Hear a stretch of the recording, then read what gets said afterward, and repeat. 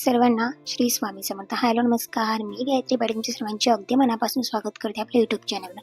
तर बघा, उद्योगधंदा चालावा, जो काही तुमचा व्यापार असेल तो चालावा, जेणेकरून आपण जे काही प्रामाणिकपणे कष्ट करत आहोत ना, तर आमच्या बिझनेसमध्ये सुद्धा वाढ व्हावी, आमचा उद्योगधंदा चालावा, यासाठी प्रगती व्हावी म्हणून खूप छान अशा सेवासुद्धा आपल्याकडे आपल्या सेवा मार्गामध्ये आहे. जेणेकरून आपण जर त्या केल्या, मग तुमचं बुटीक असेल, छोटंसं शॉप असेल, पार्लर असेल किंवा ज्वेलरी शॉप असेल, कॉस्मेटिकचं जे काही तुमचे छोटे मोठे व्यवसाय असतील, मग घरगुती असू दे किंवा बाहेर शॉप असेल, तर त्या सगळ्या गोष्टीचं ज्या काही बिझनेस आहे, तुमचा व्यवसाय आहे घरातून सुरू केलेला, महिला उद्योग समूह असेल, त्या सगळ्या व्यापार तुमचे चालावे यासाठी जर तुम्ही या सेवा केल्या तर निश्चितच तुम्हाला भरभराटीचं यश मिळेल.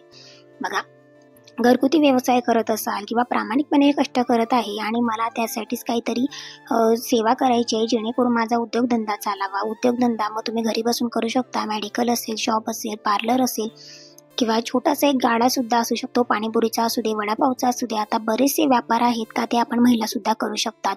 चायनीजची गाडी असते, भेळ गाडी असते, खूप साऱ्या गोष्टी आहेत. त्याच्याचमध्ये आपण प्रामाणिकपणे कष्ट करा आहात, पण कष्टाला नशिबाची साथ असणं खूप जास्त महत्त्वाचं असतं. थोडक्यात काय, तर लक्ष्मी प्राप्तीच्या ज्या काही सेवा आहेत त्या उद्योगधंद्यात बढती व्हावी, प्रगती व्हावी म्हणून आपल्याला वाटत असतं का आपण त्याच्यासाठी काय काय करायचं, जेणेकरून जे काही कष्ट आपण प्रामाणिकपणे करत आहोत, खरंच मेहनत करत आहोत आणि त्याला परमेश्वराची कृपा असणं, परमेश्वराची साथ असणं खूप जास्त महत्त्वाचं आहे. नशिबाची साथ असणं सुद्धा महत्त्वाचं असतं. आपण कष्ट तर करतो आहे, पण त्याला फळ येणं हे खूप जास्त महत्त्वाचं आहे. तर त्याच्यासाठीच काय काय गोष्टी करायच्या आहेत. तर बघा, सर्वप्रथम आपल्याला भगवद्गीतेमध्ये सुद्धा सांगितलं आहे का एखादी गोष्ट तुम्हाला मिळणार आहे किंवा एखादी गोष्ट प्राप्त करण्यासाठी तुम्ही जी धडपड करत असणार आहात त्याच्यामध्येच काही गोष्टी अशा खूप जास्त महत्त्वाच्या असतात का त्याच्यामध्ये येतं ते म्हणजे पूर्वसंचित. जे काही आपण पूर्वसंचित प्रारब्ध घेऊन गेलेलं आहोत, ते आलेलं आहोत, ते आपल्याला पुसण्यासाठी किंवा ते आपल्याला फेडण्यासाठी आधी सेवा करणं खूप जास्त महत्त्वाचं आहे. तेव्हा आपल्याला काही गोष्टी प्राप्त होतील आपल्याला हव्या असणाऱ्या. दुसरं असतं ते म्हणजे प्रामाणिकपणे कष्ट तुम्ही करत आहात, लोकांना काय देता किंवा तुम्ही कसे वागता त्याच्यानुसारही आपल्याला ते फळ मिळत असतं. त्याचबरोबर जेव्हा आपण एखाद्याला देत जातो किंवा युनिव्हर्सला आपण कोणत्या तरी काहीतरी देतो किंवा मग ते कुठल्या ना कुठल्या स्वरूपात देणं जातं किंवा तेवढंच परतफेड आपल्याला मिळतं. जेणेकरून आपण वारंवार एखादी गोष्ट घरामध्ये बोलत असाल, आपल्या दोघांमध्ये संवाद होत असेल, आपल्या परिवारामध्ये संवाद होत असेल, तर युनिव्हर्सल आपल्याला त्याच्या 10 पटीने, 2 पटीने आणि 100 पटीने आपल्याला ते रिटर्न देतं. म्हटल्यावर आपण जे काही आहे ते युनिव्हर्सल आपल्याला चांगल्याच रूपात परतफेड करत असतं. तिसरं महत्त्वाचं असतं म्हणजे तुमचे कर्म. बघा, भगवद्गीतेमध्ये सुद्धा कर्माचा उल्लेख केलेला आहे का तुम्ही कसे कर्म करता, तुम्ही काय करता. अध्यात्मात म्हणजे तुमचे चांगले वाईट कर्म, तुम्ही कोणाला काय बोलता, तुम्ही कोणाची किती निंदा करतात किंवा तुम्ही कोणाची किती मदत करता, हे सुद्धा खूप जास्त महत्त्वाचं असतं. याचबरोबर तुमच्या अडचणीच्या काळात त्याच गोष्टीला कामाला येतात आणि प्रगतीच्या मार्गावर जाण्याच्या मग त्या ज्या काही गोष्टी आहेत त्या मागच्या गोष्टी क्लिअर करणं खूप जास्त महत्त्वाचं असतं. म्हटल्यावर आपण सेवा करत असतो. आता सगळ्यात आधी येतं तर ते म्हणजे बघा, कुठलाही उद्योगधंदा असेल, मग कुठलाही आपण म्हणजे तुम्ही अगदी मेडिकल, पार्लर, छोटासा गाळा, छोटंसं कॉस्मेटिकचं शॉप, स्टॉल वगैरे असतील, एखादा टेबल घेऊन जरी तुम्ही नव्याने सुरुवात करत असाल तर महाराजांचा एक छोटासा फोटो तुमच्या त्या ठिकाणी असावा. तुम्ही स्वामी सेवेकरी आहे असं म्हणून नाही, तर तुम्ही ज्याही देवाला मानत असाल, मग गणपती बाप्पा असू दे, स्वामींचा फोटो असू दे, गजानन महाराजांचा फोटो असू दे, आई तुळजाभवानी, तुमची जे काही कुलदेवी माता असेल त्या एखाद्या देवताचा फोटो किंवा दत्त भगवानचा फोटो तुमच्या त्या व्यवसाय ठिकाणी असावा. तुम्ही ज्या देवाला मानत असाल, भले तुम्ही त्या देवाचा फोटो त्या ठिकाणी ठेवू शकता, त्या गाड्यामध्ये, शॉपमध्ये. बरोबर असल्यावर सगळ्याच गोष्टी उचलून आपण घरी आणत असतो, पण देवी देवतांचा फोटो घरी आणायचा नाही, कारण तो त्याच ठिकाणी ठेवायचा आहे. जेणेकरून मासिक धर्मात जर थोडंसं आपण त्याचं पालन केलं तर खूप जास्त महत्त्वाचं असतं. 4 ते 5 दिवस त्याला फूल वगैरे, दिवा वगैरे लावायचा नाही. बाकी दररोज तुम्ही छान अशी दिवाबत्ती पूजा वगैरे करू शकतात. जेणेकरून जे काही तुमचे प्रामाणिकपणे कष्ट करत आहात ना, ती परमेश्वराची साथ असतं की नाही, माझ्याबरोबर मीच नाही तर परमेश्वर सुद्धा माझ्याबरोबर सगळं काही करतोय हे आपल्याला कुठे ना कुठे जाणवत असतं. म्हणून कुठलाही व्यवसाय सुरू करत असताना गणपती बाप्पांची मूर्ती, फोटो, आपण त्याचबरोबर देवांच्या मूर्ती, तुम्ही ज्या देवाला मानत असाल त्या देवांचे फोटो सुद्धा आपण त्या ठिकाणी ठेवत असतो. घरातही तुम्ही व्यवसाय करत असाल तर परमेश्वर म्हणजे देवाला प्रार्थना करायची का सकाळी उठल्या का जे काही प्रामाणिकपणे कष्ट करत आहे त्याचबरोबर तुम्ही पण माझ्यासोबत चला. तुम्ही माझ्या या कष्टामध्ये माझ्यासोबत राहा. तुमची अशी प्रार्थना आपण देवाला सुरुवातीला सकाळी घरातून बाहेर पडताना करायची आहे का, स्वामी तुम्ही माझ्यासोबत चला. आता सेवा म्हणाल तर सेवेमध्ये सातत्य असणं खूप जास्त महत्त्वाचं आहे. जर कुठलं तरी तुम्हाला काहीतरी फळ घ्यायचं आहे तर सर्वप्रथम सेवेमध्ये सातत्य असणं महत्त्वाचं असतं. बरोबर, कुठली सेवा करत असताना नित्यसेवा खूप जास्त महत्त्वाची आहे. नित्यसेवा का महत्त्वाची आहे तर सर्वप्रथम बघा, मला म्हणजे एखादी गोष्ट म्हणजे एखाद्या गोष्टीचं ऑपरेशन करायचं आहे, डायरेक्ट जाऊन मी ऑपरेशन करणार आहे का तर नाही.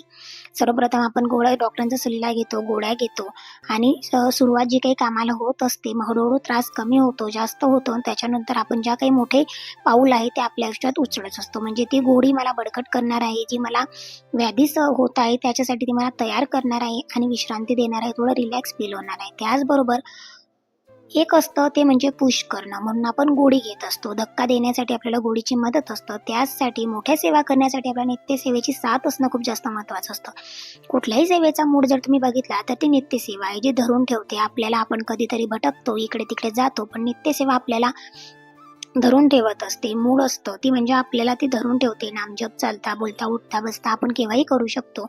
त्याच्यासाठी आम्ही नक्कीच प्रयत्न आपण केला पाहिजे आणि नित्यसेवा करणं खूप जास्त महत्त्वाचे आहे. तुम्हाला जर एखादी गोष्ट हवी आहे, अडचण जर एवढी असेल ना तर त्यापेक्षा जास्त सेवा केली तरच तुमचा प्रॉब्लेम हा लवकर सुटतो. आता सुद्धा आपल्याला माहिती आहे का एवढी सेवा करावी लागते, मग त्याच्यामध्ये नित्यसेवेने जर आपले कामं पटकन होतात, म्हणून मी नित्यसेवा खूप जास्त महत्त्वाची आणि मी ते करणार. आपल्याला कोणतीच तरी सेवा केल्याने अनुभव आला का आपला एक विश्वास त्या गोष्टीवर बसायला सुरुवात होतो. दुसरं, आता पैसे पाहिजे, उद्योगधंद्यामध्ये बढती व्हावी, प्रगती व्हावी, म्हणजेच काय तर लक्ष्मी प्राप्तीच्या सेवा. आता बऱ्याच ठिकाणी बघा आपल्या केंद्रामध्ये पण व्यापार वृद्धी यंत्र सुद्धा मिळते. ते सुद्धा आणून तुम्ही त्याच्यावर व्यवसाय ठेवून त्याची सेवा करू शकता. आणून ठेवलं पाहिजे का तर असं नाही, तर ते आणून ठेवायचं आणि त्याच्यानंतर त्याच्यावर सेवा करायच्या. फक्त यंत्र आणून काही होत नाही, धूळ तिच्यावर बसली तर उगाचच आपले दोष वाढतात. त्याचबरोबर सेवा करावी लागते. असे तुम्ही यंत्र आणायचं आणि फक्त लावायचं ठेवायचं तर हे काहीच होऊ शकत नाही. तर आणून तुम्ही रोज छान असं त्याला पाण्याने वॉश करून धूपदीप अगरबत्ती लावून त्याच्यावर सेवा केल्या पाहिजे. त्याची पूजा करायची, दर महिन्याला त्याच्यावर हातात घेऊन, दर महिन्याला 15 दिवसाला त्याला हातात घेऊन त्याच्यावर मंत्र जप करायचा असतो. त्याच्यात हे सगळं दिलेलं आहे. तुम्ही बघा, जवळच्या केंद्रात तुम्हाला मिळून जाईल. ते जर तुम्हाला घ्यायचं असेल तर ते सुद्धा तुम्ही घेऊन त्याच्यावर सेवा तुम्ही निश्चितच करू शकता. त्याचबरोबर लक्ष्मी प्राप्तीसाठीच्या ज्या काही सेवा असतात त्या अगदी तुम्ही तुमचा गाडा असेल, शॉप असेल किंवा काहीही असेल त्यावर तुम्ही करू शकतात. रोज तारक मंत्र लावून द्यायचं किंवा विष्णू सहस्रनाम, व्यंकटेश स्तोत्रम, महालक्ष्मी अष्टकम लावायचं आणि ऐकत जे काही कामं असतील ते करत राहायचे, जेणेकरून आपली जी काही सेवा आहे ना ती छान फळायला पावते. तिथलं वातावरण सुद्धा शुद्ध होतं, प्रसन्न होतं. आपण ऐकत असतो आणि निश्चितच त्याचा आपल्याला फायदा होतो. बघा, श्रवण करतो, पठण करणं नाही झालं तरी चालेल, पण श्रवण करायचं. पण जेव्हा आपण पठण करतो ना तेव्हा निश्चितच आपल्याला सगळ्यात जास्त फायदा होत असतो. जेणेकरून जे काही रोज 3 वेळा व्यंकटेश स्तोत्र वाचत असतात त्यांच्या घरामध्ये सेवा करू शकतात. नक्कीच तुम्ही या सगळ्या सेवा तुमच्या घरात करू शकता. जर तुमचं दुकान असेल, दुकानातही तुम्ही सेवा करू शकतात. जे रोज व्यंकटेश स्तोत्रम श्रीसूक्तमचं पठण करतात ना त्यांना निश्चितच छान असा अनुभव येतो. बघा, दुकानात तुम्ही सेवा केलेली असेल तर अतिउत्तम, काहीच हरकत नाही. तुम्ही तिथे सुद्धा न चुकता रोज 3 वेळा व्यंकटेश स्तोत्रमचं तुम्ही पठण करा. मग मराठीमध्ये करा, तुमची इच्छा असेल तर संस्कृतमध्ये सुद्धा करू शकतात. तुम्ही तिथे ती सेवा निश्चितच करू शकतात. मग तुमचा बिझनेस कुठलाही असो, तुम्हाला सगळ्या सेवा याच करायच्या आहे. 3 वेळा आपल्याला व्यंकटेश स्तोत्रमचं पठण करायचं आहे, 1 वेळा तुम्हाला श्री सूक्तमचं पठण करायचं आहे. शक्य असेल तर नक्कीच 1 माळ सांगते आणि नसेल तर तुम्ही 24 वेळा हा मंत्र म्हणू शकतात. विष्णू गायत्री मंत्र 1 माळ, लक्ष्मी गायत्री मंत्र 1 माळ, कुबेर मंत्र 1 माळ, नवार्ण मंत्र 1 माळ आणि श्री स्वामी समर्थ मंत्राची 1 माळ तुम्हाला करायची. 15 ते 20 मिनिटं या सेवेसाठी लागतात, पण अनुभव निश्चितच येतो. श्री स्वामी समर्थांची 1 माळ मंत्राची करून झाल्याच्या नंतर तुम्हाला संकल्पयुक्त असेल तर छान संकल्प सोडून तुम्ही खूप चांगल्या पद्धतीने सेवा करू शकतात. ही सेवा तुम्ही जर 40 दिवसात केली तर निश्चितच जी काही माझी सेवा आहे मग त्याच्यामध्ये जर तुम्ही खरंच आपण म्हणाल तर कवड्यांची पण सेवा तुम्ही करू शकतात. त्या कवड्या पण तुम्ही देवघरात ठेवू शकतात आणि जी काही कवड्यांची सेवा आहे ती व्यापार वृद्धीसाठी आहे. जेणेकरून एक सातत्य 40 दिवस जर तुम्ही केलं तर देव कोण आणि मी कोण असं करायचं नाही. सातत्यपूर्ण जर तुम्ही 40 दिवस ही सेवा केली, तर निश्चितच तुम्हाला अनुभव आल्याशिवाय राहत नाही. बघा, सेवा करत असताना मग काय करायचं, 3 वेळा तुम्ही व्यंकटेश स्तोत्रमचं पठण करायचं, 1 वेळा श्री सूक्तमचं किंवा 1 वेळा म्हणजे 1 वेळा किंवा 16 वेळा तुम्हाला श्री सूक्तमचं पठण करायचं आहे. 1 माळ विष्णू गायत्री मंत्र, लक्ष्मी गायत्री मंत्र, या सगळ्या ज्या सेवा आहेत त्या करायच्या आहे. विष्णू गायत्री मंत्र तुम्हाला आधीच सांगितलं का, अडचण जर जास्त मोठी असेल ना, तर जास्त पटीने सेवा करायची, जेणेकरून लवकर तुमची इच्छा संपेल. 1 माळ जमत नसेल तर 16 वेळा तुम्ही करायचा किंवा 24 वेळा माळ म्हणजे लक्ष्मी गायत्री मंत्र, विष्णू गायत्री मंत्र, कुबेर मंत्र, ह्या सेवा तुम्ही 24 वेळा करू शकता. त्याचबरोबर हे सगळं करून झाल्यावर 2 स्तोत्र, खरं तर 3 म्हणजे 3 जे काही स्तोत्र आहे त्यांच्यामधला आपण सगळ्यात महत्त्वाचं म्हणतो श्रीसूक्तम, जे काही आपण छान असं पठण करणार आहोत. त्याचबरोबर 2 स्तोत्र आता असे आहेत का, महालक्ष्मी अष्टकम आणि कनकधारा स्तोत्र.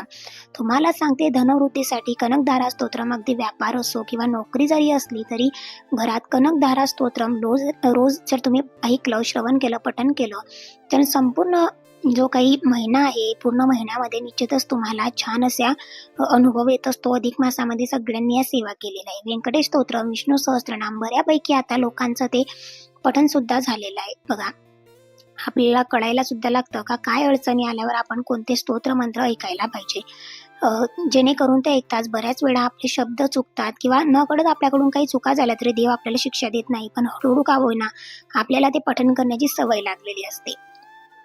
त्याच्यानंतर काय तर कनकधारा स्तोत्रम तुम्ही जर रोज वाचलं ना, तर तुम्हाला ऐकलं तर तुमच्यामध्ये छान असा बदल तयार होतो आणि निश्चितच आपल्याला ते ऐकायला, बोलायला सुद्धा छान होतं. आता हे सगळे स्तोत्र मंत्र वाचून आपण खूप सारा पैसा येणार आहे किंवा करोडपती होणार आहे किंवा काहीतरी मिळणार आहे का, तर नाही. पण जे आपण खरंच प्रामाणिकपणे कष्ट करत आहात, त्याला नशिबाशी साथ असणं महत्त्वाचं असतं आणि निश्चितच आपल्याला 40 दिवसांमध्ये कळतं का आपल्याला यश मिळणार आहे.